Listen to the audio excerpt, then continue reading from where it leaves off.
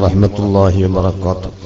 بسم الله العظيم القدرة والشان شديد البطش والبرهان حافظ الدين والقرآن ما شاء الله كان بسم الله ما شاء الله كان وما لم يشأ لم يكن ولا حول ولا قوة إلا بالله العلي العظيم وما توفيقي إلا بالله عليه توكلت وإليه أنيب رب اشرح لي صدري ويسر لي أمري واحلل عقدة من لساني يفقهوا قولي يا رب بالمصطفى بلغ مقاصدنا واغفر لنا ما مضى يا واسع الكرم الصلاة والسلام عليك يا سيدي يا رسول الله خذ بيدي قلت هيلتي أدركني اللهم صل على سيدنا محمد الفاتح لما أغلق والخاتم لما سبق وناصر الحق بالحق والهادي إلى صراطك المستقيم صلى الله عليه وعلى آله حق قدره ومقداره العظيم. ഏറ്റവും ബഹുമാന്യരായ ഈ വേദിയിലുള്ള ആദരണീയരായ ആലിമീങ്ങളെ, SSFന്റെ സംസ്ഥാന അധ്യക്ഷനും ഇപ്പോൾ ദേശീയ അധ്യക്ഷനുമായി ആത്മീയ ഭൗതിക സമന്വയ വിദ്യാഭ്യാസ പ്രവർത്തനങ്ങളുമായി മുന്നേറുന്ന മഹത്തായ പ്രസ്ഥാനമായ SSFന് ദേശീയ തലത്തിൽ നേതൃത്വം നൽകുന്ന ബഹുമാനപ്പെട്ട സയ്യിദ് ഖുറാം തങ്ങൾ അടക്കമുള്ള പ്രിയപ്പെട്ട സദാത്യങ്ങളെ, ആലിമീങ്ങളെ, വളരെയേറെ പ്രയാസം എന്ന് പറഞ്ഞാൽ നമ്മൾ കാസർഗോഡ് നിന്ന് ഇങ്ങോട്ട് കാറ് വഴി എത്താനാണ് ഏറ്റവും പ്രയാസം സഹിച്ചത്. ശരീരത്തിന്റെ ജോയിന്റുകളൊക്കെ ഇളകുന്ന രൂപത്തിൽ അങ്ങേയറ്റം പ്രയാസപ്പെട്ട് ദീർഘയാത്ര നടത്തി ഇവിടെ എത്തിയ മുഅ്മിനീങ്ങളെ, സഹോദരിമാരെ, അല്ലാഹു സുബ്ഹാനഹു വ തആല ഈ മുബാറക്കായ മജ്ലിസ് നമ്മിൽ നിന്ന് ഖബൂൽ ചെയ്യുമാറാകട്ടെ. ഒരു പ്രസംഗം ഉദ്ദേശിച്ചല്ല ഇപ്രാവശ്യം ഞാൻ വന്നത്. പ്രസംഗത്തിൽ ഇൻഷാ അല്ലാഹ് പിന്നെ മറ്റൊരിക്കലെങ്കിലും സയ്യിദ് അവറുകൾ ക്ഷണിച്ചാൽ വരാൻ റെഡിയാണ്. നമുക്ക് ദീനിയായ കാര്യങ്ങൾക്ക് ഒത്തൊരുമിച്ച് പ്രവർത്തിക്കാനുള്ള അവസരം അല്ലാഹു പ്രദാനം ചെയ്യുമാറാകട്ടെ.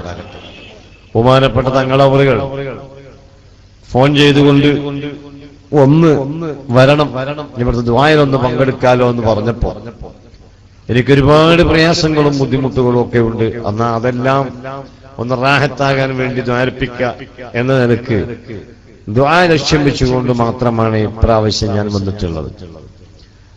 ബഹുമാനപ്പെട്ട സയ്യിദ് അവറുകൾ അവിടെ ഞാൻ കണ്ടു. എത്രയോ ആളുകൾ അവരെ പ്രയാസങ്ങൾ പറഞ്ഞു തങ്ങൾ അവർക്ക് പരിഹാരം നിർദ്ദേശിച്ചുകൊണ്ടിരിക്കുകയാണ്. ആ ആളുകളെല്ലാം അവിടുന്ന് പോയി കഴിഞ്ഞ് ഇവിടെ വരാൻ സാധിക്കില്ല, അത്രമാത്രം തിരക്കാർ റൂമിലുണ്ട്. എങ്കിലും സാധാരണ വരുന്നത് പോലെ സ്റ്റേജിലേക്ക് വരും. ആ വരുന്നത് വരെയുള്ള ഏതാനും മിനിറ്റുകൾ ഒതുങ്ങിയ പ്രസംഗം മാത്രമേ ഞാൻ നടത്തുന്നുള്ളൂ. അൽഹംദുലില്ലാഹ്, അല്ലാഹു അവന്റെ ദീൻ എക്കാലത്തും നിലനിർത്തുമെന്ന് നമുക്ക് ഉറപ്പ് നൽകിയിട്ടുണ്ട്. ഇന്നാ നഹ്നു നസ്സൽന الذിക്ര വഇന്നാ ലഹു ലഹാഫിദൂൻ. ആ ആയത്തിന്റെ പ്രധാന ഉദ്ദേശ്യം അല്ലാഹുവിന്റെ ദീൻ അല്ലാഹു നിലനിർത്തും എന്നാണ്. നമ്മളാണ് ഈ ദീനെ അവതരിപ്പിച്ചിട്ടുള്ളത്. നാം തന്നെ ആ ദീനെ ഹിഫ്ള് ചെയ്തുകൊള്ളും, നിലനിർത്തിക്കൊള്ളും, സംരക്ഷിച്ചുകൊള്ളും. നമ്മുടെ റോള് പിന്നെ എന്താണ്? അല്ലാഹു സംരക്ഷിക്കുന്ന ദീനിന്റെ ഭാഗവാക്കളാകാൻ നമ്മളാൽ കഴിയുന്ന ഖിദ്മ ചെയ്ത് സ്വർഗാവകാശികളാകാനുള്ള മാർഗമായി നാം ഇതിൽ കൂട്ടായ്മയിൽ പങ്കെടുക്കുകയാണ് വേണ്ടത്. അവന്റെ ദീന് സംരക്ഷിക്കുകയും നിലനിർത്തുകയും ചെയ്യുന്നതിന്റെ ചില മാർഗങ്ങളാണ് നമ്മൾ ഈ കാണുന്നത്. നിങ്ങൾക്കെല്ലാം അറിയാം, ഇവിടെ ജനശ്രദ്ധയെ ആകർഷിക്കാത്ത ആളുകൾ വന്നു ചേരാത്ത ഒരൊറ്റപ്പെട്ട പ്രദേശമായിരുന്നു. ആ പ്രദേശത്ത് സ്വലാത്ത് ദുആ മാത്രം കാംക്ഷിച്ചുകൊണ്ട് ഇത്രയധികം ആളുകൾ, ഇനിയും ആളുകൾ വന്നുകൊണ്ടേയിരിക്കുന്നു. ഞാൻ വന്നപ്പോ തന്നെ ചോദിച്ചു, ഇതിന്റെ സംഘാടകന്റെ സുഹൃത്ത് ബഷീർ സക്കാഫിയോട് ഞാൻ ചോദിച്ചു, ഭക്ഷണം ഉണ്ടോ എന്ന് ചോദിച്ചു. ഇല്ല, ഞങ്ങൾ ആർക്കും ഭക്ഷണം കൊടുക്കാറില്ല. എന്തുകൊണ്ട് ഭക്ഷണം കൊടുക്കുന്നില്ല?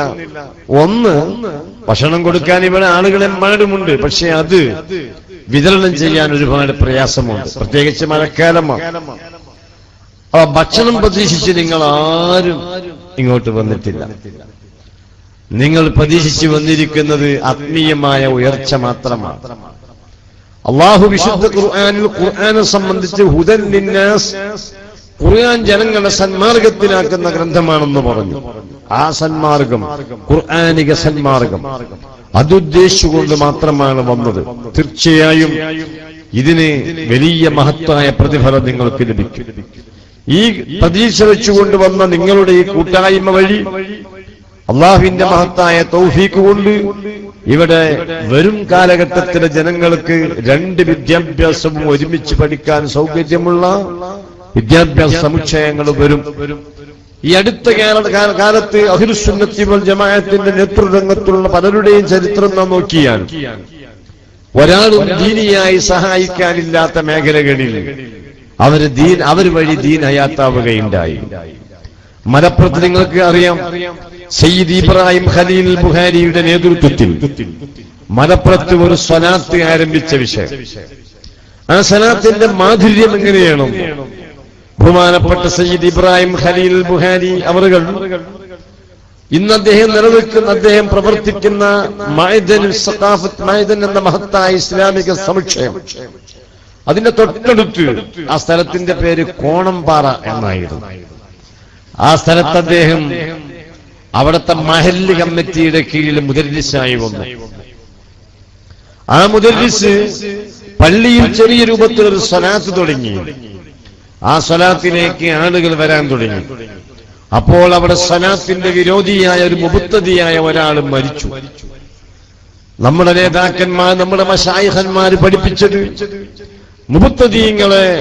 മുബത്തദീങ്ങളുമായി മുസ്ലിങ്ങൾ തമ്മിലുള്ള കടമകൾ പാടില്ല എന്നാണ്. മഹാനായ റഈസുൽ മുഹഖിഖീൻ കണ്ണിയത്ത് അഹമ്മദ് മുസ്ലിയാർ മലയാളത്തിൽ കൊടുത്ത ഫത്വ വായിച്ച നമുക്കറിയാം, മുസ്ലിങ്ങൾ തമ്മിലുള്ള കടമകൾ അവരുമായി പാടില്ല. മുസ്ലിങ്ങളുമായുള്ള കടമ എന്താണ്? സലാം പറഞ്ഞാൽ മടക്കുക, കണ്ടാൽ സലാം അങ്ങോട്ട് പറയുക, ഇങ്ങോട്ട് പറഞ്ഞാൽ മടക്കുക. അതുപോലെ തുമ്മിയവൻ അൽഹംദുലില്ലാഹ് എന്ന് പറഞ്ഞത് കേട്ടവൻ ഇർഹമുക്കല്ലാഹ് എന്ന് പറയുക. രോഗിയായാൽ സന്ദർശിക്കുക, ക്ഷണിച്ചാൽ ക്ഷണം സ്വീകരിക്കുക, മരിച്ചാൽ മയ്യത്ത് നിസ്കരിക്കുക. ഇതാണ് മുസ്ലിങ്ങൾ തമ്മിലുള്ള കടമകൾ. ആ കടമകൾ മുബത്തദീങ്ങളുമായി പാടില്ല എന്ന് റഈസുൽ മുഹഖിഖീൻ കണ്ണിയത്ത് അഹമ്മദ് മുസ്ലിയാർ മലയാളത്തിൽ എഴുതി കൊടുത്ത ഫത്വ കേരളീയ സമൂഹത്തിന് അറിയാം. എന്നാൽ കണ്ണിയത്ത് മലയാളത്തിൽ ഫത്വ നൽകി നമുക്കാണ്. അതിന്റെ മുമ്പ് ഈ ഫത്വ അറബിയിൽ നൽകിയിട്ടുണ്ട് മഹാനായ സുൽത്താനുൽ അഹ്ലം മുഹിയുദ്ദീൻ അബ്ദുൽ ഖാദിർ ജീലാനി ഖദ്ദസല്ലാഹു സിർറഹുൽ അസീസ് തങ്ങളെ പോലെ. മഹാനായ സുൽത്താനുൽ അഹ്ലം അങ്ങനെ ഒരു ഫത്വ കൊടുക്കാൻ കാരണം അവരുടെ നേതാവായ, നമ്മുടെ മുസ്ലിം ലോകത്തിന്റെ നേതാവായ അല്ലാഹുവിന്റെ ഹബീബ് മുഹമ്മദുർ റസൂലുള്ളാഹി സ്വല്ലല്ലാഹു അലൈഹി വസല്ലം അത്തരം ഒരു ആശയം പഠിപ്പിച്ചതുകൊണ്ടാണ്. എന്നാൽ മുബത്തദീങ്ങളുമായുള്ള നമുക്കുള്ള വിരോധം, അവർ അല്ലാഹുവിന്റെ ഹബീബിനെ അംഗീകരിക്കുന്നില്ല. ഹബീബിനെ മാത്രമല്ല, ഹബീബിന്റെ കുടുംബത്തെയും അംഗീകരിക്കുന്നില്ല. നിങ്ങൾ നോക്കൂ, ആവശ്യമില്ലാത്ത ചർച്ചകൾ കേരളീയ സമൂഹത്തിന്റെ മുന്നിലിട്ടുകൊണ്ട് അവർ മറ്റു മതക്കാരുടെയിൽ നമ്മളെ പ്രസ്ഥാനത്തിന്റെ ശക്തി കുറയ്ക്കുകയും അതിന്റെ മഹത്വം ഇല്ലാതെയാക്കുകയും ചെയ്തു. അവർ മലയാളത്തിൽ എഴുതിയല്ലോ, അള്ളാഹുവിന്റെ റസൂലിന്റെ ഉപ്പ അബ്ദുള്ള കാഫിറാണ്, അവർ നരകത്തിലാണ്. അള്ളാഹുവിന്റെ റസൂലിന്റെ ഉമ്മ ആമിന ബീവി നരകത്തിലാണ്, അവർ കാഫിറാണ്. നിങ്ങൾ നോക്കൂ, അങ്ങനെ ഒരു ചർച്ച കേരളീയ സമൂഹത്തിൽ ആവശ്യമുണ്ടോ? ആവശ്യമില്ലാത്ത ചർച്ച. അത് മാത്രമല്ല, അള്ളാഹുവിന്റെ ഹബീബിന്റെ ജനാസ, അവിടുത്തെ മയ്യത്ത് ജീർണിച്ചു പോകുമായിരുന്നില്ലെങ്കിൽ പിന്നെ അതെന്തിനാണ് കുഴിച്ചു മൂടിയത്? പിന്നെ അവരെ ബുദ്ധി, അവരെഴുതുന്നത് സാധാരണഗതിയിൽ മനുഷ്യൻ മരിച്ചാൽ അവരെ മറവ് ചെയ്യുന്നത് അത് ദ്രവിച്ച് ജീവിച്ചിരിക്കുന്ന ആളുകൾക്ക് ബുദ്ധിമുട്ട് വരാതിരിക്കാനാണല്ലോ. പ്രവാചകനായ മുഹമ്മദിന്റെ ജഡം, അങ്ങനെയാണ് അവർ എഴുതിയത്. പ്രവാചകനായ മുഹമ്മദിന്റെ ജഡം ജീർണിച്ച് ജീവിച്ചിരിക്കുന്നവർക്ക് പ്രയാസം വരുത്തുന്നില്ലെങ്കിൽ അത് പിന്നെ എന്തിനാണ് കുഴിച്ചു മൂടിയത്?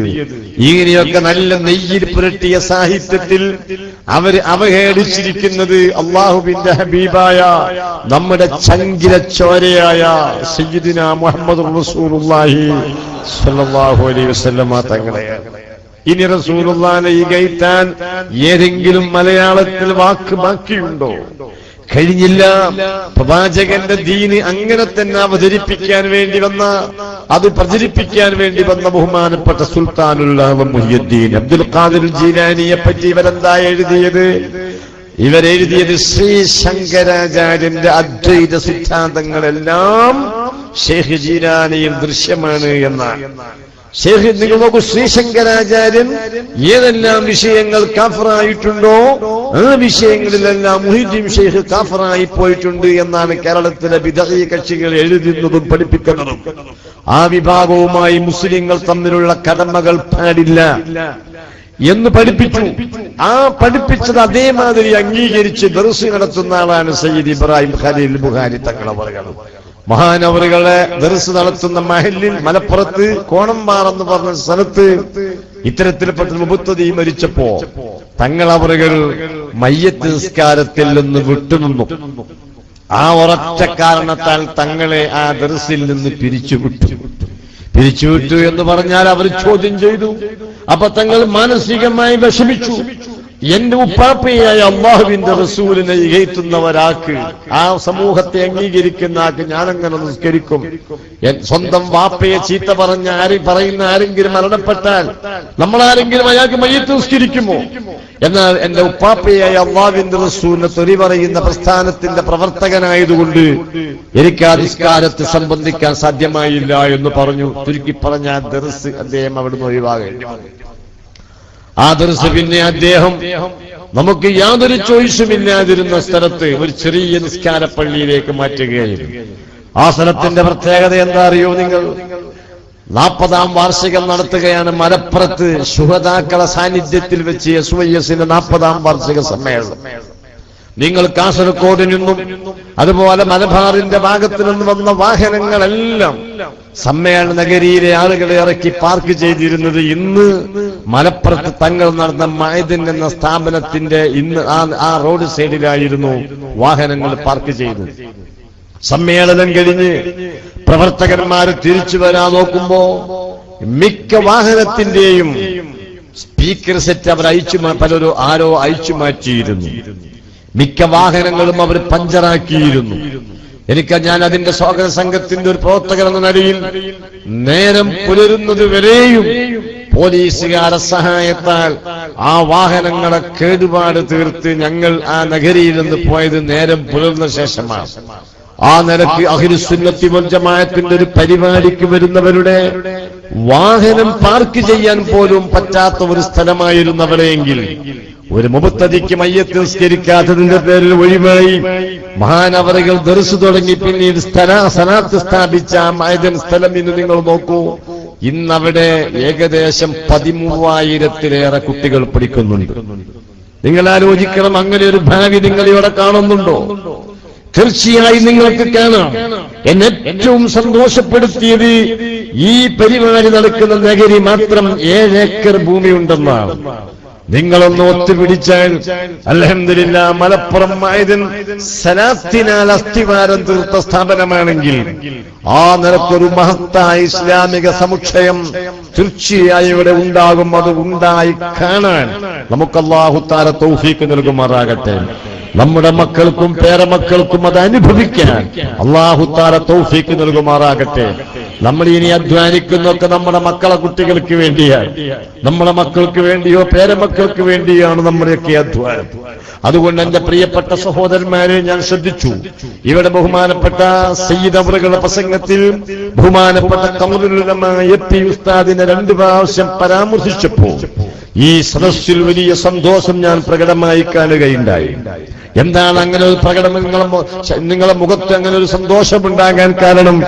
അതുണ്ടാകാനുണ്ടായ കാരണം അള്ളാഹു അദ്ദേഹം വഴി അള്ളാഹുവിന്റെ ദീൻ ഇന്ന് കേരളത്തിൽ മാത്രമല്ല, ഇന്ത്യ രാജ്യത്തിന്റെ ഒട്ടുമിക്ക സ്റ്റേറ്റുകളിൽ മാത്രമല്ല, ആഗോള വ്യാപകമായി തന്നെ ശരിയായ ദീനിന്റെ ആളുകൾക്കൊരു കൂട്ടായ്മ ഈ അടുത്ത കാലത്തായി സൃഷ്ടിച്ചെടുക്കാൻ ബഹുമാനപ്പെട്ട ഖമറുൽ ഉലമ എ.പി. ഉസ്താദിന് അല്ലാഹു തൗഫീഖ് നൽകിയിട്ടുണ്ട്. ആ തൗഫീഖ് ഏറെക്കാലം അല്ലാഹു നിലനിർത്തി അവരെ തണലിൽ ദീർഘകാലം ജീവിക്കാൻ നമുക്ക് അല്ലാഹു അവസരം നൽകുമാറാകട്ടെ എന്ന് ദുആ ചെയ്യാൻ ഞാൻ ഈ സമയം ഉപയോഗപ്പെടുത്തുകയാണ്. നിങ്ങൾ നോക്കൂ, ഈ സയ്യിദ് ഇവിടെ നിങ്ങൾ നോക്കൂ, ഇപ്പോൾ ഈ സലാത്ത് സ്ഥാപിച്ച് നമുക്ക് ആത്മീയമായ നേതൃത്വം നൽകുന്ന സയ്യിദ് അവറുകൾ, അതുപോലെ തന്നെ അല്പം കൂടെ മുന്നോട്ട് നീങ്ങിയാൽ സയ്യിദ് ഇബ്രാഹിം ഖലീൽ ബുഖാരി തങ്ങളെ ജ്യേഷ്ഠ സഹോദരൻ ബഹുമാനപ്പെട്ട സയ്യിദ് ഉമറുൽ ഫാറൂഖ് അൽ ബുഖാരി തങ്ങൾ അവറുകൾ, ഇവരെല്ലാം നിങ്ങൾ നോക്കൂ, ഓരോ ഭാഗങ്ങൾ അവർ വഴി ഫത്ഹാവുകയാണ്. അവിടെ വളർന്നു വരുന്നത് എന്താണ്? ദീനിയായ മുന്നേറ്റമാണ്. ആ ദീനിയായ മുന്നേറ്റത്തിന് നേതൃത്വം നൽകുന്ന ഈ മഹാന്മാരെല്ലാം അവരംഗീകരിക്കുന്ന നേതാവാണ് ബഹുമാനപ്പെട്ട ഖമറുൽ ഉലമ എ.പി. ഉസ്താദ്. ആ ഖമറുൽ ഉലമ എ.പി. ഉസ്താദ് നേതാവായി കാണുന്ന നേതാവാണ് മഹാനായ താജുൽ ഉലമ സയ്യിദ് അബ്ദുറഹ്മാൻ അൽ ബുഖാരി തങ്ങൾ അവറുകൾ. അല്ലാഹു തആല ആഫിയത്തുള്ള ദീർഘായുസ് കൂട്ടിക്കൊടുക്കുമാറാകട്ടെ. അതുപോലെ നോക്കൂ, നിങ്ങളൊക്കെ ഈ രൂപത്തിൽ ആമീൻ പറയാൻ നിങ്ങൾക്ക് പ്രേരകമായ ആത്മീയമായ വിദ്യാഭ്യാസം അത് ഈ കേരളത്തിൽ വ്യവസ്ഥാപിതമായി ഉണ്ടാകാൻ കാരണക്കാരൻ നിങ്ങളെ ജില്ലയാണ്, കാസർഗോഡ് ജില്ല.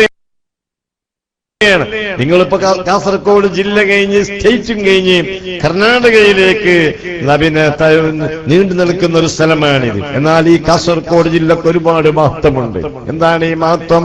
നിങ്ങളിപ്പോൾ ആമീൻ പറയാൻ കാണിക്കുന്ന ഈ ആവേശം നിങ്ങൾക്ക് എങ്ങനെ ഉണ്ടായി?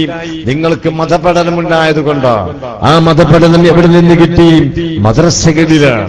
എന്നാൽ ഇങ്ങനെ വ്യവസ്ഥാപിതമായ മദ്രസ എന്ന ആശയം കേരളത്തിൽ ആദ്യമായി ഉയർത്തിക്കൊണ്ടുവന്ന നേതാവ് നമ്മുടെ നൂറുൽ ഉലമ എം.എ. അബ്ദുൽ ഖാദിർ മുസ്ലിയാരാണെന്ന കാര്യം പ്രവർത്തകന്മാരറിയണം.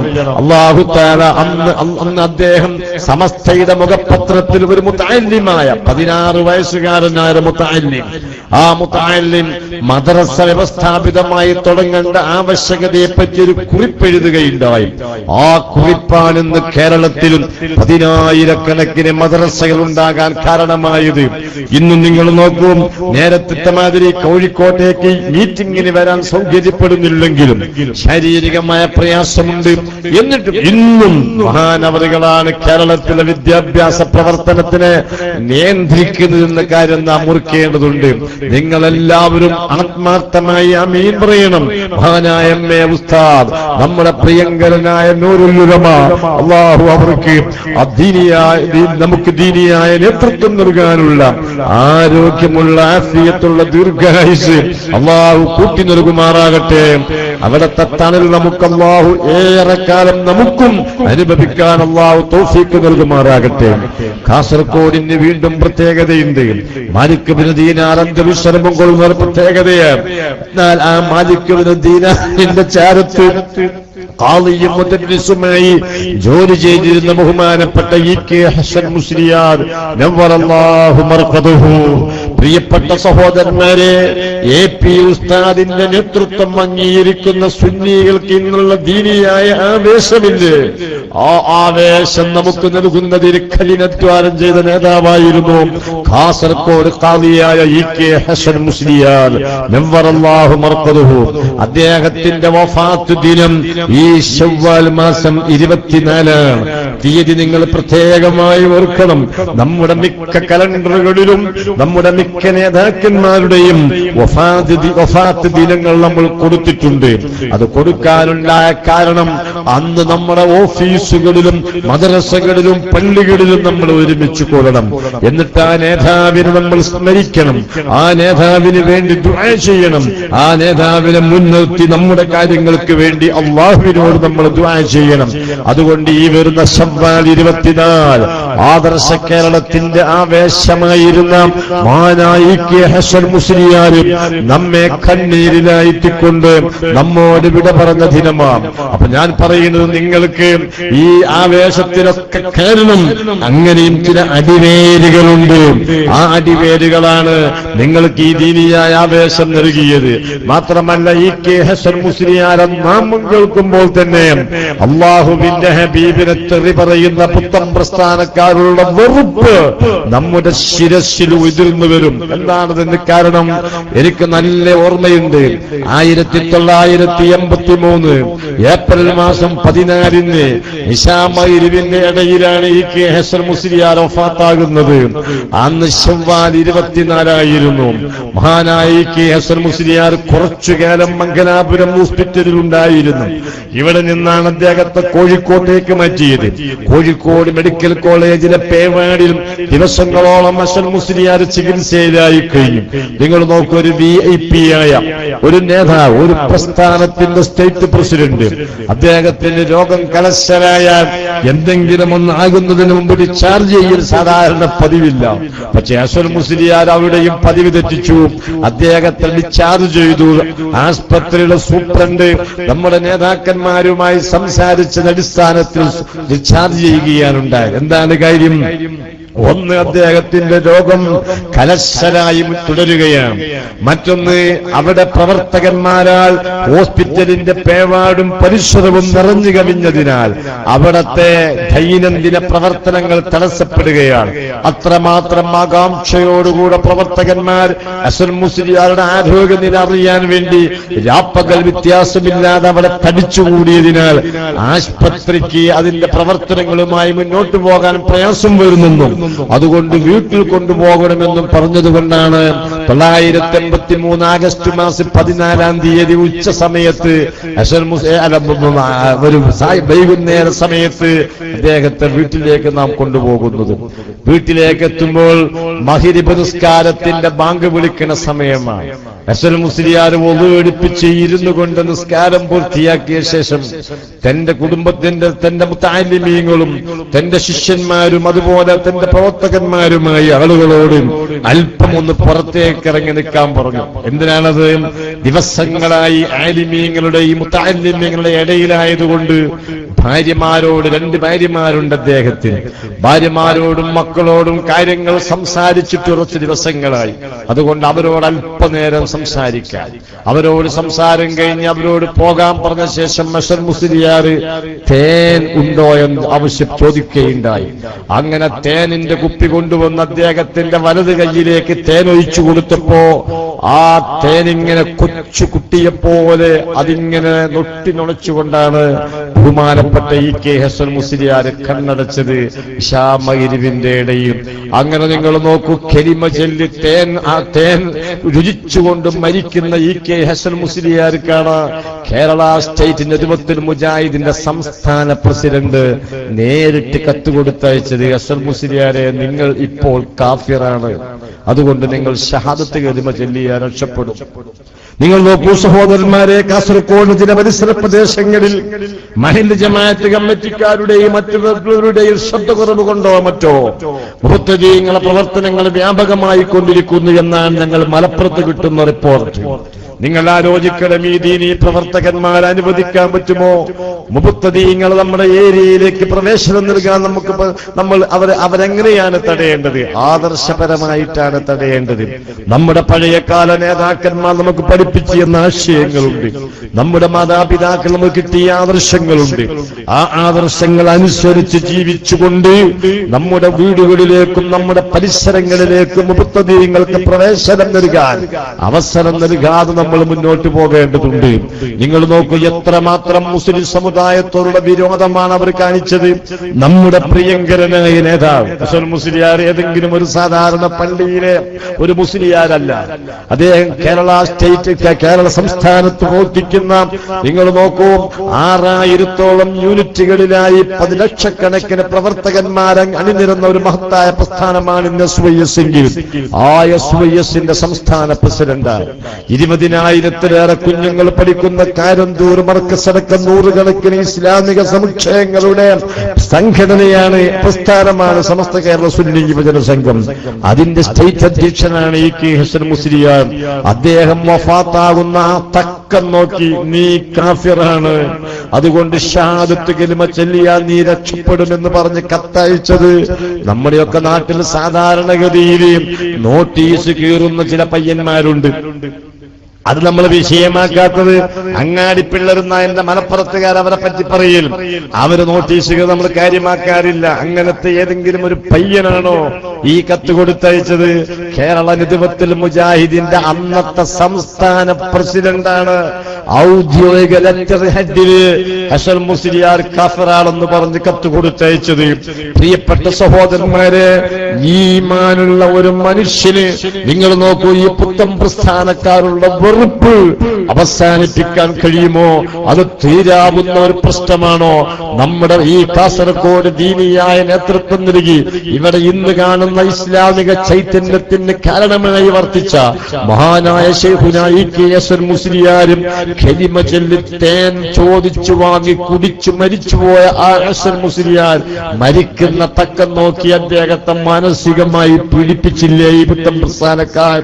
അതുകൊണ്ട് തന്നെ ആ പുത്തൻ പ്രസ്ഥാനക്കാരുമായും സഹകരിക്കാൻ പാടില്ല എന്ന നമ്മുടെ തീരുമാനം, ആ തീരുമാനം അനുസരിച്ച് തന്നെ മുന്നോട്ട് പോകും എന്ന ആ ഒരൊറ്റ വാക്കാണ് മഹാനായ താജുൽ ഉലമയെയും മഹാനായ ഖമറുൽ ഉലമയെയും ബഹുമാന്യരായ നൂറുൽ ഉലമയെയും ചിലർക്ക് വിരോധികളായി മാറ്റിയത് എന്ന കാര്യം കൂടെ നിങ്ങൾ ഓർക്കണം. എന്റെ പ്രസംഗം കേൾക്കുന്ന സഹോദരന്മാർ അവരൊക്കെ എന്തുകൊണ്ട് ഈ തങ്ങൾ ബഹുമാനപ്പെട്ട കാന്തപുരം പി അബൂബക്കർ മുസ്ലിയാരെ ഒപ്പം നിൽക്കുന്നു? എന്തുകൊണ്ട് ഈ സനാത്തിയിൽ നിന്ന് തങ്ങൾ താജുൽ ഉലമയോടൊപ്പം നിൽക്കുന്നു എന്ന് ആരെങ്കിലും ചിന്തിക്കാൻ സാധ്യതയുണ്ട്. അവർ നിൽക്കുന്നത് ഇത് സലാത്ത് ചെല്ലുന്ന ആർക്കും അങ്ങനെ നിൽക്കാൻ പറ്റുകയുള്ളൂ. കാരണം പുത്തൻ പ്രസ്ഥാനക്കാര് സലാത്തിന്റെ വിരോധികളാണ്. സലാത്ത് നാം പ്രവാചകന്റെ പേരിലാണ് ചൊല്ലുന്നത്. ആ പ്രവാചകന്റെയും വിരോധികളാണവർ. അമ്പിയാക്കളുടെയും ഔലിയാക്കളുടെയും ശുഹദാക്കളുടെയും എന്ന് മാത്രമല്ല എല്ലാ നല്ല കാര്യങ്ങൾക്കും അവർ എതിരാണ്.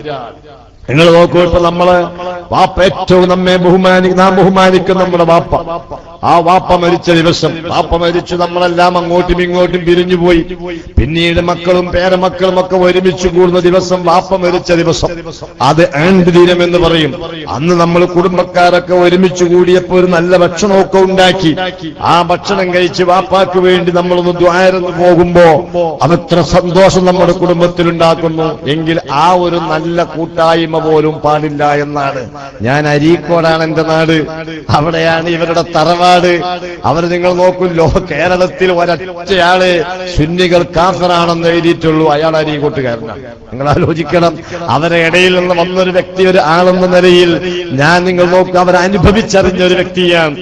ഏതൊരു നല്ല കാര്യങ്ങൾക്കും അവരെതിരാണ്, ഏതൊരു നല്ല കാര്യം. അപ്പൊ നിങ്ങൾ നോക്കൂ, ഒരു വീട്ടിലൊരു മരണം നടന്നു. അത് ചിലപ്പോ ഇന്നിപ്പോ എന്റെ തൊട്ട വീട്ടിൽ തൊട്ടടുത്ത് ഒരു ചെറുപ്പക്കാരൻ ഇന്നലെ രാത്രി അദ്ദേഹം ഭക്ഷണം കഴിച്ചു ഉറങ്ങിയതാണ്. സുബൈക്ക് അദ്ദേഹം എഴുന്നേൽക്കുന്നില്ല. ഒരു 30-32 വയസ്സേ ആയിട്ടുള്ളൂ. അദ്ദേഹത്തിന് 2-3 കുഞ്ഞുങ്ങളുണ്ട്. നിങ്ങൾ നോക്കൂ, ഇന്ന് വെള്ളിയാഴ്ച ജുമാക്ക് മുമ്പ് തന്നെ മറവ് ചെയ്യാമെന്ന നിലക്ക് ഒരു 10-10:30 മണിക്ക് ആ മയ്യത്തെടുത്തും കൂടെ പുറത്തേക്ക് വെച്ചപ്പോൾ ആ വീട്ടിന്റെ ഒരു അവസ്ഥ എന്താണ്? ഭാര്യയുടെ തേങ്ങൽ മുറ്റത്തേക്ക് കേൾക്കുന്നു, കുഞ്ഞുങ്ങൾ അരമുറയിട്ട് കരയുന്നു. അവരെ ഇടയിലെല്ലാം മയ്യത്തുമായി പോരുമ്പോൾ ഒരു സാമാന്യ മര്യാദയല്ലേ ആ മയ്യത്തിനെ മുന്നിൽ വെച്ചുകൊണ്ട് അള്ളാഹുവിനോട് അപേക്ഷിക്കുക, അള്ളാഹുവേ ഞങ്ങളിതാ നിന്റെ ഖുർആനിൽ നിന്ന് ഫാത്തിഹയും ഇഖ്ലാസും അബദത്തെയും ഓതിയിരിക്കുന്നു, അത് നീ സ്വീകരിച്ചുകൊണ്ട് അതിന്റെ ബർക്കത്ത് കൊണ്ടിതാ ഞങ്ങൾ ഈ മയ്യത്ത് കൊണ്ടുപോകുമ്പോ ഈ മയ്യത്തിന്റെ മക്കൾക്കും ഭാര്യക്കും നീ ക്ഷമിക്കാനുള്ള ഒരു കഴിവ് നൽകണേ എന്ന് പ്രാർത്ഥിക്കല് ഒരു സാമാന്യ മര്യാദയല്ലേ? ആ പ്രാർത്ഥനയ്ക്ക് വേണ്ടി ഞങ്ങൾ കുറച്ചാളുകൾ അൽ ഫാത്തിഹ എന്ന് വിളിച്ചപ്പോഴാ കുറെ ആളുകൾ മുന്നിൽ അങ്ങോട്ടും ചിതറും. ഫാത്തിഹ ഓതുന്നിടത്ത് പിശാച് ഉണ്ടാവുകയില്ല എന്ന് നബി സല്ലല്ലാഹു അലൈഹി വസല്ലം പറഞ്ഞു. ഫാത്തിഹയ്ക്ക് വേണ്ടി അൽ ഫാത്തിഹ എന്ന് വിളിക്കുമ്പോൾ 4-5 കസേര എന്നൊക്കെ കുറച്ച് ആൾക്കാർ അങ്ങോട്ട് എഴുന്നേറ്റ് പോകും. നിങ്ങൾ നോക്കൂ, എന്ത് ക്രൂരതയാണ് ഈ മരിച്ച ഈ വീട്ടുകാരന്റെ യത്തീം കുട്ടികളോട് ഇവർ കാണിക്കുന്നത്. നമ്മൾ ആരോടാ ദുആ ചെയ്യുന്നത്? മൊയ്തീൻ ശൈഖിനോടാണോ അപ്പൊ ദുആ ചെയ്യുന്നത്? റിഫായി ശൈഖിനോടാണോ നമ്മൾ ദുആ ചെയ്യുന്നത്? അവരോട് ദുആ ചെയ്തതിന് കുഴപ്പമുണ്ടെന്നല്ല ഞാൻ പറയുന്നത്. നമ്മൾ ഈ മയ്യത്ത് കൊണ്ടുപോകുമ്പം ദുആ ചെയ്യുന്നത് ഫാത്തിഹ, ഇഖ്ലാസ്, മുഅവ്വദത്തൈനി ഓതിയിട്ട് മുന്നിൽ വെച്ചിട്ട് അല്ലാഹുവിനോട് ദുആ ചെയ്യാണ്. പടച്ചോനെ, ഈ സാധുവിന്റെ ഭാര്യയെയും കുഞ്ഞുങ്ങളെയും നീ ഏറ്റെടുക്കണേ, അവർക്ക് ക്ഷമ നൽകണേ, ഈ പാവപ്പെട്ട മയ്യത്തിനോട് നീ പൊറുക്കണേ. അതുപോലും പറയാൻ പാടില്ല എന്ന്. അതാ ഞാൻ പറയുന്നത്, അല്ലാഹുവിന്റെ റസൂലിന് മാത്രമല്ല ഇവരെതിരെ, മുഹീദ്ദീൻ ശൈഖിന് മാത്രമല്ല ഇവരെതിരെ, നല്ല എല്ലാ കാര്യങ്ങൾക്കും ഒരു വീട്ടിൽ നല്ല നിലക്കൊരു നെയ്ച്ചോറ് ഇറച്ചി ഉണ്ടാക്കുക എന്ന നല്ല കാര്യത്തിന് പോലും ഇവരെതിരാണ്. അങ്ങനെ ഒരു സംഗതി പാടില്ല എന്നൊരു ഒറ്റപ്പെട്ട സങ്കുചിത ജീവിതം. ഇതാണ് പുത്തൻ പ്രസ്ഥാനക്കാർ. അവർ ചെയ്ത ഏറ്റവും കൂടിയ ക്രൂരതയാണ്, മറക്കാൻ കഴിയാത്ത ക്രൂരതയാണ്. നമ്മുടെ പ്രിയപ്പെട്ട ഇ.കെ. ഹസൻ മുസ്ലിയാർ, പ്രത്യേകിച്ച് അദ്ദേഹത്തിന്റെ വഫാത്ത് ദിനം ഇതായി കുറഞ്ഞ ദിവസങ്ങളേ ഉള്ളൂ. ഈ ശവ്വാൽ 24-ന്, ആ ശവ്വാൽ 24 വരുമ്പോ ആദർശ പ്രസ്ഥാനത്തിന്റെ അംഗങ്ങൾ മുബത്തദീങ്ങൾക്കെതിരെ പ്രതിജ്ഞ പുതുക്കേണ്ടത് പകലാ ദിവസമാണത്. കാരണം അന്നാണ് ഈ പ്രസ്ഥാനത്തിന് വേണ്ടി കഠിനാധ്വാനം ചെയ്ത ഇ.കെ. ഹസൻ മുസ്ലിയാർ വഫാത്തായി പോയത്. അങ്ങനെ കാസർഗോഡ് ജില്ല മാലിക് ഇബ്നു ദീനാറിന്റെ കാലം മുതൽ ഇക്കാലം വരെയും അഹ്ലു സുന്നത്തി വൽ ജമാഅത്തിന്റെ വേരുകൾ എക്കാലത്തും ഇവിടെ ഉണ്ടായിട്ടുണ്ട്. ഇപ്പോൾ ഇതാത് ഇന്നത്തെ കാലഘട്ടത്തിനനുസരിച്ച് തെളിഞ്ഞ രൂപത്തിൽ സ്വലാത്തിലൂടെ ഇവിടെ വീണ്ടും വീണ്ടും മുന്നോട്ട് പോവുകയാണ്. അതുകൊണ്ട് നിങ്ങളെല്ലാവരും ഒറ്റക്കെട്ടായി ഈ നല്ല വിഷയത്തിൽ ഉറച്ചു നിൽക്കുകയും അല്ലാഹുവിന്റെ ദീനിന് വേണ്ടി പ്രവർത്തിക്കുന്നത് ആരാണെന്ന് ഇന്ന് ആർക്കും മനസ്സിലാക്കാൻ കഴിയും. മറ്റുള്ള ആളുകൾക്കൊന്നും അല്ലാഹുവിന്റെ ദീന് പോയിട്ട് മനുഷ്യരെ വിഷയങ്ങളിൽ പോലും അവർക്കാർക്കും യാതൊരു പങ്കാളിത്തവുമില്ല. നിങ്ങൾ നോക്കൂ, ഇവിടെ നമുക്കറിയാമല്ലോ, ഞാൻ ഇവിടെ വന്നപ്പോ ആ ബഹുമാനപ്പെട്ട തങ്ങളുടെ റൂമിൽ ചെന്നപ്പോ ഒരു സുവനീർ കാണുകയുണ്ടായി. എനിക്കത് വായിക്കാൻ സമയം കിട്ടിയിട്ടില്ല. ഞാനൊന്നിങ്ങനെ മറിച്ചു നോക്കിയിട്ട് അത് ബാഗിൽ വെച്ചിരിക്കുകയാണ്. മറിച്ചപ്പോൾ കർണാടക സ്റ്റേറ്റിന്റെ ആരോഗ്യ വകുപ്പ് മന്ത്രിയുമായുള്ള ഒരു ഖാദർ സാഹിബുമായുള്ളൊരു ഇന്റർവ്യൂ അതിലുണ്ട്. ആ ഇന്റർവ്യൂയുടെ തലക്കെട്ട് മഅദനി പ്രതീക്ഷയോടെ എന്നാണ് തലക്കെട്ട് കൊടുത്തിരിക്കുന്ന എന്റെ ഓർമ്മ. അതെ, അങ്ങനെ ഒരു മനുഷ്യൻ ഒരുപാട് കാലമായി ജയിലിൽ കഴിയുന്നുണ്ട്. ഞാൻ ചോദിക്കട്ടെ, ഇവിടെ നേരം പുലർന്ന് അന്തിയാകുന്നത് വരെയും അന്തിയായി പുലരുന്നത് വരെയും AP ഉസ്താദിനെ തെറി പറയുക എന്നല്ലാതെ വേറെ ഒരു അജണ്ടയും ഇല്ലാതെ പ്രവർത്തിക്കുന്ന എത്രയോ ആളുകളുണ്ട്. പല രൂപക്കാരുണ്ട്, പല കോരക്കാരുണ്ട്. അവരാരെങ്കിലും അബ്ദുൽ നാസർ മഅദനിയുടെ വിഷയത്തിൽ അവരെന്തെങ്കിലും ഒരു ഇടപെടലുകൾ, എന്തെങ്കിലും ഒരു സംഗതി അവരാരും ചെയ്തിട്ടുണ്ടോ? നിങ്ങൾ ആലോചിക്കണം. സമസ്ത കേരള ജംഇയ്യത്തുൽ ഉലമ എന്ന പേരിൽ പ്രവർത്തിക്കുന്ന വിഭാഗമാവട്ടെ, കേരള നേതൃത്വത്തിൽ മുജാഹിദ് എന്ന വിഭാഗമാകട്ടെ, ഈ ഏതെങ്കിലും സംഘടനകൾ ഔദ്യോഗികമായി ഈ പാവപ്പെട്ട മനുഷ്യന്റെ മോചനത്തിന് വേണ്ടി എന്തെങ്കിലും ഒരു കാര്യം ഇതുവരെ ചെയ്തതായി നമുക്കാർക്കും അറിയുകയില്ല.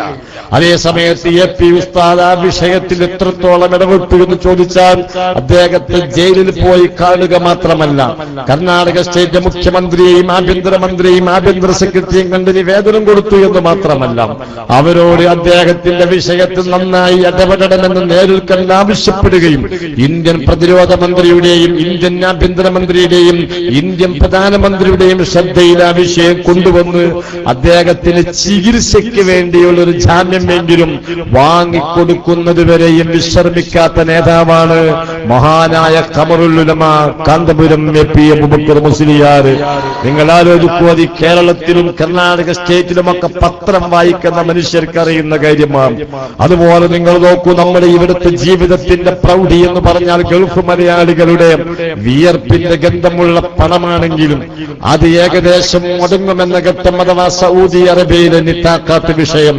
ആ നിത്താഖാത്ത് എന്താണ്? അതൊരു അറബി വാക്കായതുകൊണ്ട് തന്നെ അറബി അറിയാത്തത് കൊണ്ടോ മറ്റോ നമ്മുടെ കേന്ദ്ര സംസ്ഥാന ഗവൺമെന്റിന്റെ വകുപ്പുകളൊക്കെ ഉണ്ടെങ്കിലും ആ വകുപ്പുകൾ ആരും തന്നെ ആ വിഷയത്തിൽ ഇടപെടാത്ത സമയത്താണ് ബഹുമാനപ്പെട്ട കാന്തപുരം MP അബൂബക്കർ മുസ്ലിയാർ അതിനുവേണ്ടി മാത്രം സൗദി അറേബ്യയിൽ പോവുകയും അവിടുത്തെ തൊഴിൽ ഡിപ്പാർട്ട്മെന്റുമായും അതുപോലെ അവിടുത്തെ ഭരണാധികാരി അവിടെ കുടുംബാധിപത്യമുള്ള ഭരണമാണല്ലോ, രാജാധിപത്യമാണ് അവിടെ.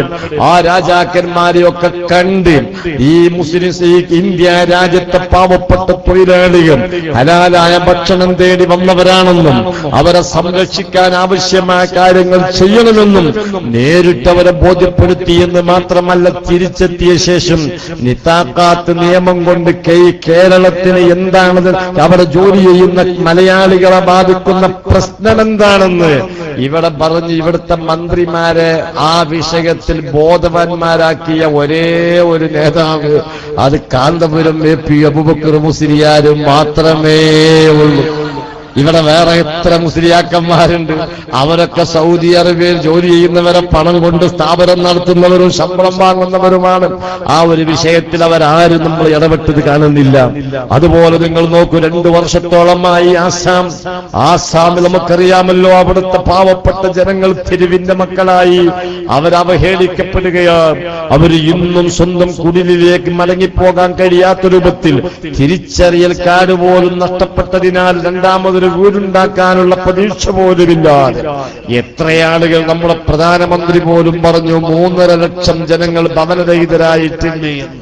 25,000-ഓളം വീടുകൾ അഗ്നിക്കിരയാക്കപ്പെട്ടിട്ടുണ്ട്. 3.5 ലക്ഷത്തോളം ജനങ്ങൾ ഭവനരഹിതരായി നമ്മുടെ പ്രധാനമന്ത്രി തന്നെ പറഞ്ഞ കാര്യമാണ്. പ്രധാനമന്ത്രി 3.5 ലക്ഷം എന്ന് പറഞ്ഞാൽ ഇത് ഏകല്ലാതെ കുറയുകയില്ല. അത്രമാത്രം ജനങ്ങൾ അവിടെ കഷ്ടപ്പെടുമ്പോൾ ഞാൻ ചോദിക്കട്ടെ, നമ്മളല്ലാത്ത ഈ ചീത്ത പറഞ്ഞു നടക്കുന്ന ഏതെങ്കിലും ഒരു വിഭാഗം ആ വിഷയത്തിൽ വല്ല ഇടപെടലുകളും നടത്തിയിട്ടുണ്ടോ? അതേ സമയത്ത് ബഹുമാനപ്പെട്ട ഖബറുൽ ഉലമയുടെ നേതൃത്വത്തിൽ നമ്മൾ ഇതിനകം 20 കോടിയോളം രൂപ വരുന്ന രൂപയ്ക്കുള്ള പ്രവർത്തനങ്ങൾ, ജീവകാരുണ്യ പ്രവർത്തനങ്ങൾ ആസാമിൽ നടത്തിയിട്ടുണ്ട്. എങ്ങനെയാണ് ഈ ബഹുമാനപ്പെട്ട തങ്ങളവറുകൾ, ഈ സലാത്തിന് നേതൃത്വം നൽകുന്ന തങ്ങളവറുകൾ ബഹുമാനപ്പെട്ട ഖമറുൽ ഉലമ AP ഉസ്താദിന്റെ പിന്നാലെ നിൽക്കുന്നത് എന്നതിന്റെ തെളിവാണ് ഞാൻ നിങ്ങളോട് പറയുന്നത്. ബഹുമാനപ്പെട്ട AP ഉസ്താദ് ജീവകാരുണ്യ പ്രവർത്തനത്തിന് സമയം കാണുന്നു. ആ ജീവകാരുണ്യ പ്രവർത്തനത്തിന് മനുഷ്യർ തീർത്തിരിക്കുന്ന മതിലുകൾ, ആ മതിലുകൾ അദ്ദേഹത്തിന് പ്രശ്നമാകുന്നില്ല. ആ മതിലുകൾക്കപ്പുറം താണ്ടിച്ചെന്ന് ആവശ്യമുള്ളയിടത്ത് ചെന്നുകൊണ്ട് ആവശ്യക്കാരെ കണ്ടെത്തി അവർക്ക് ആവശ്യമായ സഹായം ചെയ്തു കൊടുക്കുന്ന വിഷയത്തിൽ അദ്ദേഹം കഠിനാധ്വാനം ചെയ്യുന്നു. ഇപ്പം നിങ്ങൾ നോക്കൂ, ആസാമിൽ ആ ഭവനം നഷ്ടപ്പെട്ട വീടുകൾ നഷ്ടപ്പെട്ട ആളുകൾക്ക് ബദൽ വീടുകൾ വെച്ചു കൊടുക്കുന്ന പ്രവർത്തനത്തിനാണ് നമ്മളിപ്പോൾ ശ്രദ്ധയൂന്നിയിട്ടുള്ളത്. 1.25 ലക്ഷം രൂപ നിങ്ങൾ നോക്കി, ഇവിടെ 5 മുതലാളിമാര് കൂടി 25,000 രൂപ വീതം എടുക്കാൻ നമുക്ക് കേരളക്കാർക്ക് പണക്കാർക്ക് പ്രയാസമില്ല. എന്നാൽ 5 മുതലാളിമാര് 25,000 രൂപ ഒരു മഹലിൽ എന്തായാലും 5 ആളുകൾ 25,000 രൂപ എടുക്കാൻ കഴിവുള്ളവരൊക്കെ ഉണ്ടാവും.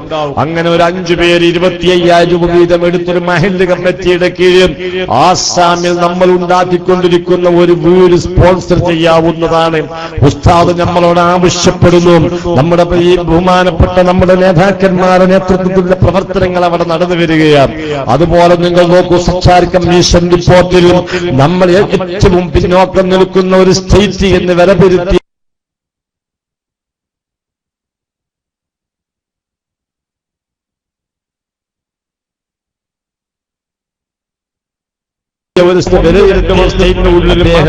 അദ്ദേഹത്തിന്റെ നേതൃത്വത്തിൽ ഇപ്പോൾ അവിടെ നടന്നു വരുന്നുണ്ട്. നിങ്ങൾ ആലോചിക്കേണ്ടതുണ്ട്. കഴിഞ്ഞില്ല, നിങ്ങൾ നോക്കി, ഇവിടെ ഒരു പഞ്ചായത്ത് തെരഞ്ഞെടുപ്പ് വരുമ്പോൾ വരെ വാർഡ് സ്ഥാനാർത്ഥി, ആ വാർഡ് സ്ഥാനാർത്ഥിക്ക് ഇവിടുത്തെ വികസനങ്ങളെ പറയേണ്ടതുള്ളൂ. പക്ഷെ അയാൾ സ്ഥാനാർത്ഥിയായ നമ്മോട് ചോദിക്കുകയാണ്, ആസാമിൽ എന്തു സംഭവിച്ചു, ഗുജറാത്തിൽ എന്തു സംഭവിച്ചു, കാശ്മീരിൽ എന്തു സംഭവിച്ചു എന്ന് ഈ വാർഡ് സ്ഥാനാർത്ഥി നമ്മളോട് ചോദിക്കുക. ചോദിക്കുകയാണ്.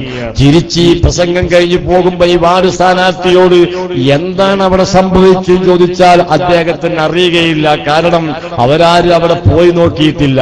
അതേ സമയത്ത് ബഹുമാനപ്പെട്ട ഖമറുൽ ഇക്കാലം വരെ നമ്മളോട് ആരോടും ഗുജറാത്തിൽ എന്തു സംഭവിച്ചു, കാശ്മീരിൽ എന്തു സംഭവിച്ചു ചോദിച്ചില്ല. എന്തുകൊണ്ട്? എന്താണ് സംഭവിച്ചത് എന്ന് അവിടെ അദ്ദേഹം നേരിട്ട് പോയി കാണുകയും ഇനി അവിടെ എന്താണെന്ന് ചെയ്യേണ്ടതെന്ന് ചെയ്തുകൊണ്ടിരിക്കുകയും ചെയ്യുന്ന ആള് എന്ന നിലക്ക് നമ്മളോടാരോടും അവിടെ എന്തു സംഭവിച്ചു എന്ന് ചോദിച്ച് നമ്മെ ബേജാറാക്കാറില്ല. ഗുജറാത്തിൽ കലാപമുണ്ടായി, 2000-ലേറെ മുസ്ലിങ്ങൾക്ക് ജീവഹാനി സംഭവിച്ചപ്പോഴും അവിടെ നേരിട്ട് പോവുകയും അവരെ ആശ്വസിപ്പിക്കുകയും എന്റെ പ്രതിഷേധം അവിടുത്തെ ഗവൺമെന്റിനെ അറിയിക്കുകയും ബഹുമാനപ്പെട്ട സയ്യിദ് അവറുകൾ ദുആക്ക് നേതൃത്വം നൽകുന്നതിന് വേണ്ടി നമ്മുടെ വേദിയിലേക്ക് വരുന്നുണ്ട്. അല്ലാഹു അക്ബർ, അല്ലാഹു അക്ബർ, അല്ലാഹു അക്ബർ, ലാ ഇലാഹ ഇല്ലല്ലാഹു, അല്ലാഹു അക്ബർ, അല്ലാഹു അക്ബർ, വലില്ലാഹിൽ ഹംദ്. അപ്പൊ ഞാൻ പറഞ്ഞു വരുന്നത്, ആവശ്യമായ പ്രവർത്തനങ്ങളിലെല്ലാം അദ്ദേഹം ഇടപെടുകയും ആവശ്യമായ കാര്യങ്ങളൊക്കെ ചെയ്യുകയും അതെല്ലാം പരിശുദ്ധ അഹ്ലുസുന്നത്തി വൽ ജമാഅത്തിന്റെ ആശയാദർശങ്ങൾ അനുസരിച്ചാവുകയും ചെയ്യുന്നു. കഴിഞ്ഞ വെള്ളി ശനി SYSന്റെ SYSന്റെ പഠിപ്പുര എന്ന പേരിൽ അതിന്റെ എക്സിക്യൂട്ടീവ് ക്യാമ്പ് ഉണ്ടായിരുന്നു വെട്ടിച്ചിറയും. ആ ക്യാമ്പിൽ ഞങ്ങൾ അഭിസംബോധനം ചെയ്യാൻ വേണ്ടി ഖമറുൽ വന്നു. അദ്ദേഹം അഭിസംബോധനം ചെയ്തുകൊണ്ട് അദ്ദേഹം കണ്ണൂരിൽ നമ്മുടെ പ്രവർത്തകന്മാർ മർദ്ദിക്കപ്പെട്ടതിലും നമ്മുടെ ഒരു പള്ളിയും മദ്രസയും നിഷ്ഠൂരമായി തകർക്കപ്പെട്ട കാര്യങ്ങളും നേരിട്ട് കണ്ടുവന്ന് അദ്ദേഹം പൊട്ടിക്കരയുകയുണ്ടായി. അദ്ദേഹം അങ്ങനെ ഒരു വിഷയം പറഞ്ഞ് ഒരു ദുരിതം പറഞ്ഞ് കരയുന്നത് ഞാൻ ആദ്യമായി കാണുകയാണ്. അദ്ദേഹത്തെ ഇത്രയും മാനസികമായി പീഡിപ്പിച്ചത് അള്ളാഹുവിന്റെ ദീനാണ് യഥാർത്ഥ ദീനെന്നും ആ അള്ളാഹുവിന്റെ പ്രവാചകരായ ഹബീബായ മുഹമ്മദ് റസൂലുള്ളാഹി സ്വല്ലല്ലാഹു അലൈഹി വസല്ലമയെ അംഗീകരിച്ചെങ്കിൽ മാത്രമേ ഈമാൻ പൂർണ്ണമാവുകയുള്ളൂ എന്ന് അംഗീകരിച്ചുകൊണ്ട് അഹ്ലുസുന്നത്തി വൽ ജമാഅത്തിന്റെ പ്രവർത്തകരായി നിങ്ങൾ നോക്കുന്ന നിലവിലുള്ള പള്ളിയോ മദ്രസയോ ഇവർ കയ്യേറിയിട്ടില്ല. നമ്മുടെ പാവപ്പെട്ട പ്രവർത്തകന്മാർ നമ്മുടെ നേതാക്കന്മാരുടെ നിർദ്ദേശമനുസരിച്ച് സ്വന്തമായ കാശുകൊണ്ടുണ്ടാക്കിയ പള്ളി മദ്രസ, ആ മദ്രസയിലും പള്ളിയിലും പതിച്ച മാർബിൾ പോലും പിക്കാസ് കൊണ്ടുവന്ന് കൊത്തിക്കളക്കുകയും ഏറ്റവും ചുരുങ്ങിയത് 25 ലക്ഷം രൂപയുടെ നഷ്ടമാണ് ഈ ഇരുട്ടിന്റെ സന്തതികൾ അവിടെ വരുത്തി വെച്ചിരിക്കുന്നത്. ഇന്നത്തെ സിറാജ് പത്രത്തിന്റെ ഫസ്റ്റ് പേജിലും കണ്ണൂർ ജില്ലയിൽ നമ്മുടെ നേതാക്കന്മാർ ആ പാവപ്പെട്ട പ്രവർത്തകന്മാരെ സഹായിക്കാൻ വേണ്ടി രൂപീകരിച്ച റിലീഫ് ഫണ്ടിന്റെ പരസ്യമുണ്ട്. ആ പരസ്യം നിങ്ങൾ ഒരാവർത്തി വായിക്കണം. നിങ്ങളാൽ കഴിയുന്ന ഒരു ചെറിയ സഹായം.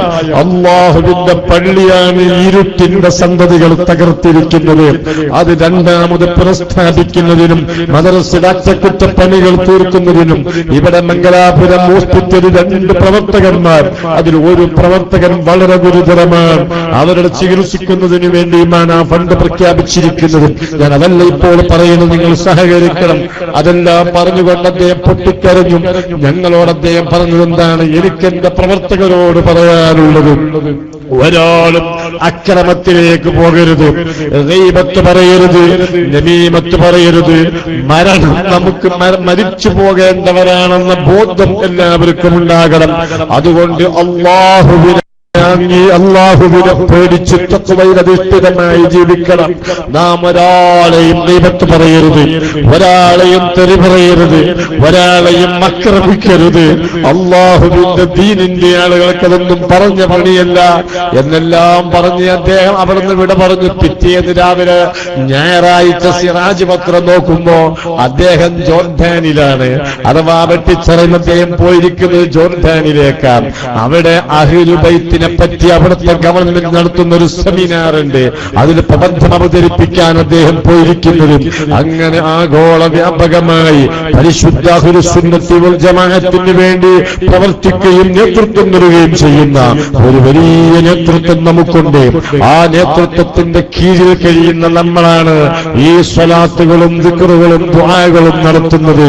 അതുകൊണ്ട് ആത്മീയമായി നന്നാകാനാണ് ഇത്തരം പരിപാടികളെന്ന് മനസ്സിലാക്കി ബഹുമാനപ്പെട്ട ബഹുമാനപ്പെട്ട സയ്യിദ് അവറുകളുടെ നേതൃത്വത്തിൽ നടക്കുന്ന ഇവിടുത്തെ ആലിമീങ്ങളും മറ്റു സാദാത്യങ്ങളും ഉമറാക്കളും സാധാരണക്കാരും ഒത്തൊരുമിച്ച് പ്രവർത്തിക്കുന്ന ഈ പരിപാടികളുമായി എല്ലാവരും ഓരോരുത്തർക്കും കഴിയുന്ന രൂപത്തിൽ സഹകരിച്ച് സഹായിച്ച് മുന്നോട്ട് പോകണമെന്നും മാത്രം അഭ്യർത്ഥിച്ചുകൊണ്ട് ഈ പരിപാടി സംബന്ധിക്കാൻ അവസരം കിട്ടിയതിൽ ബഹുമാനപ്പെട്ട സയ്യിദ് അവറുകളോട് നന്ദി അറിയിച്ചുകൊണ്ട് എന്റെ സംസാരം ഞാൻ നിർത്തുന്നു. ആഖിറു ദഅവാനാ അൽഹംദുലില്ലാഹി റബ്ബിൽ ആലമീൻ. അസ്സലാമു അലൈക്കും വറഹ്മത്തുള്ളാഹി വബറകാതുഹു.